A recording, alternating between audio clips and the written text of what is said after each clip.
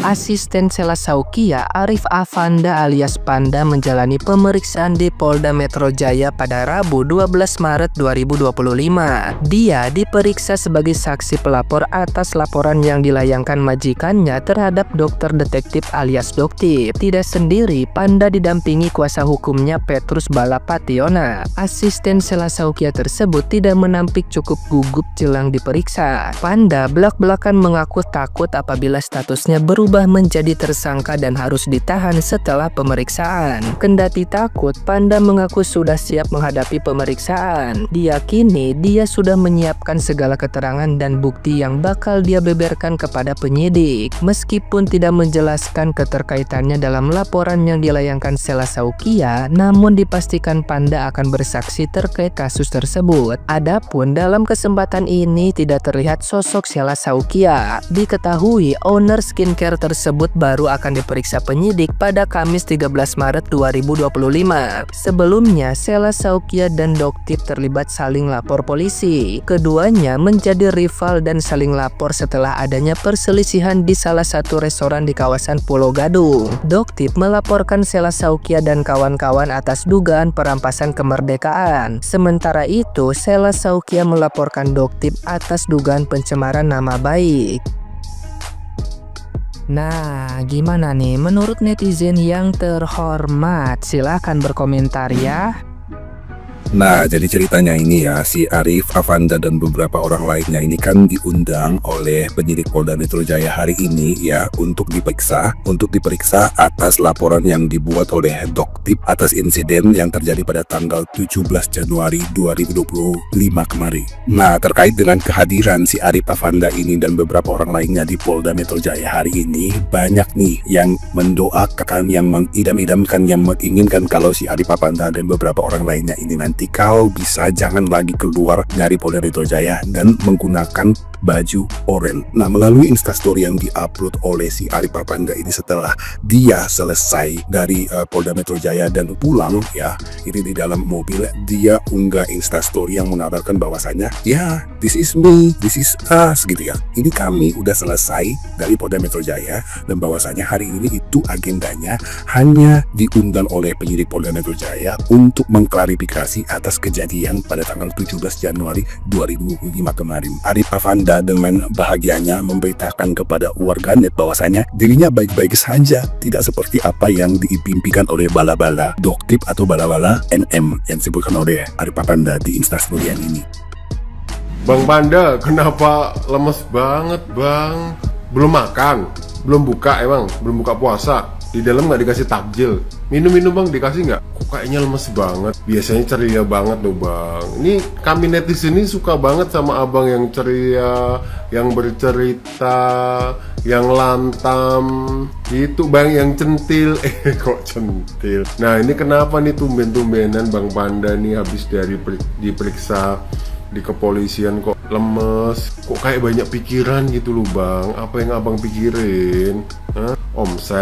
Omsetnya masih bagus kan bang, di SS kan bang omsetnya.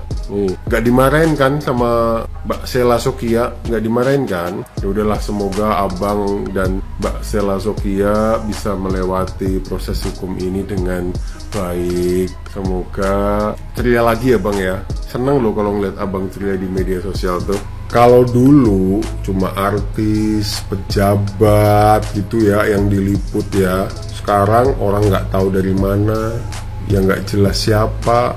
Tiap hari masuk berita, tiap hari jadi perhatian publik gitu. Ya sebenarnya nggak salah juga sih, cuma kan kalau yang di up itu cuma berita-berita berantem, saling adu mulut, saling jelek-jelekan, masyarakat juga lama-lama bosen ya. Bosen sama juga ini tidak mendidik masyarakat gitu loh. Udahlah, kalau emang pada punya nyali ya ketemu, kalau perlu ya adu fisik gitu ya. Tapi kan kamu cowok Panda gitu kan, kamu cowok, masa mau lawan Mbak NM yang cewek? Cocoknya ya lawan Mail gitu, daripada tiap hari cuma keluar-keluar di story atau di apa gitu, di live. Udahlah ketemu situ, ketemu terus ngapain kek, jambak-jambakan kayak atau ngapain terserah gitu. Yang penting drama ini cepat selesai, ganti sama drama-drama yang lain. Kami bosan, butuh huru-hara lain kami.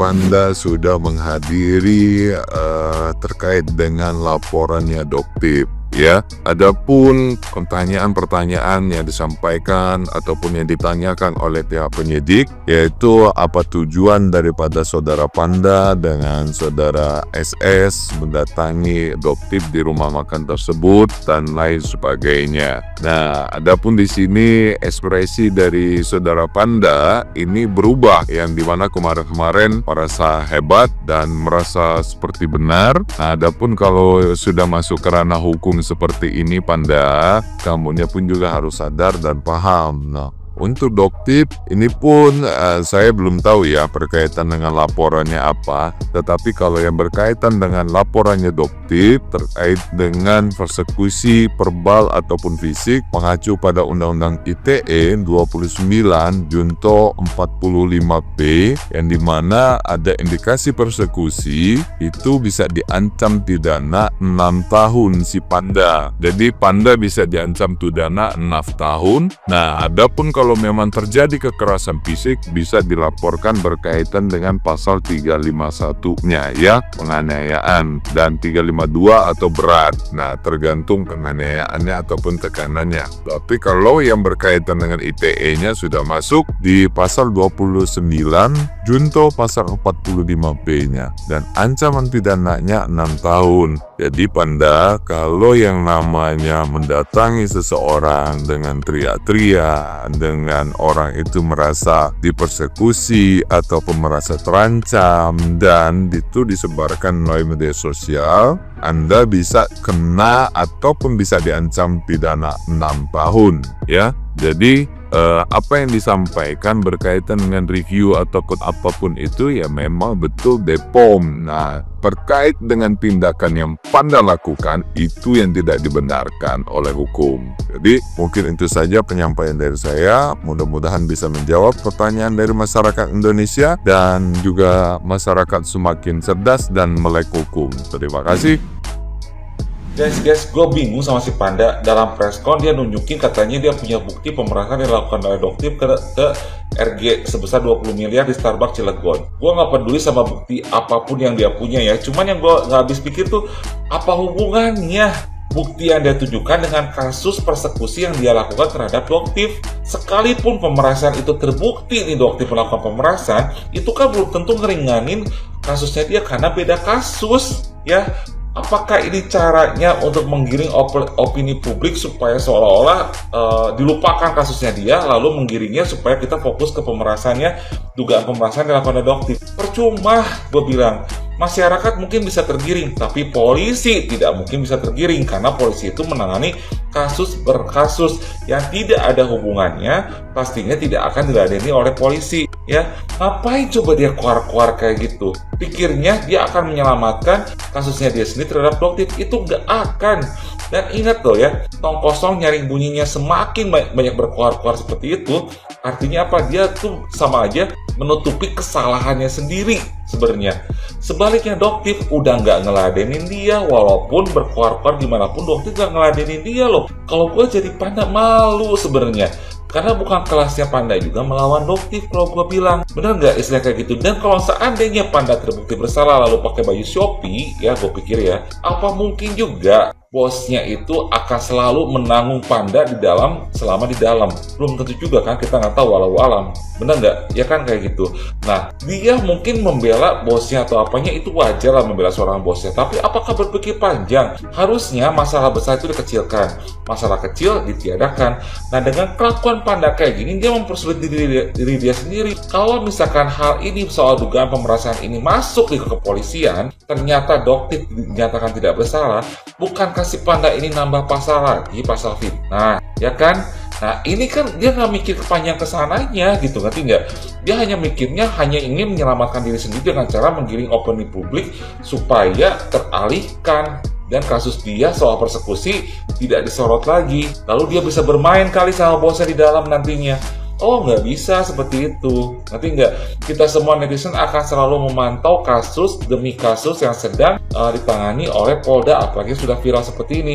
Sebaliknya, Doktif dengan santainya datang Komisi 6 DPR, memenuhi panggilan atau apalah, gue nggak ngerti. Dan bagusnya lagi, saat di Komisi 6 itu ada yang tuh gini kan, hati-hati Doktif, jangan sampai jadi Nikita Mirzani kedua. Artinya sudah ada ultimatum, jangan sampai lu ditahan juga lo. Tapi Doktif tetap bersikeras, ya, men-spill produk-produk overclaim untuk menyelamatkan masyarakat. Bahkan dia juga men-spill produknya Dr. Richard Lee yang sudah melaporkannya dia. Itu artinya dia tuh benar-benar tujuannya itu bukan hanya untuk menyelamatkan diri sendiri, tetapi memberikan edukasi dan menyelamatkan masyarakat. Dan masyarakat yang gue garis bawahi di sini bukan hanya para wanita Indonesia, tetapi para suami juga yang mungkin selama ini keberatan mengeluarkan duit banyak untuk membeli skincare yang ternyata skincare-nya itu adalah overclaim. Nah, ini bagus buat Doktif, gue bilang. Jadi apapun tuduhan terhadap Doktif, dengan lihat perjuangan dia seperti ini, itu gue bilang Doktif membela, bukan hanya membela diri dia sendiri, tapi membela juga banyak masyarakat. Sebaliknya ini, dia ingin membela diri tapi caranya salah, malah bisa menambah masalah ke depannya. Jadi ini contoh yang tidak baik, jangan diikuti. Kita lihat bagusnya itu Doktif, dan contoh yang tidak baiknya kita buang jauh-jauh. Nah, sebaiknya kita netizen pun juga tidak usah menggubris apapun kata Panda, karena tong kosong nyaring bunyinya. Karena dia mau spill gimana pun juga, tetap aja kan belum terbukti apapun juga, dan nggak ada urusannya sama dia. Buat apa kita dengerin, bener nggak?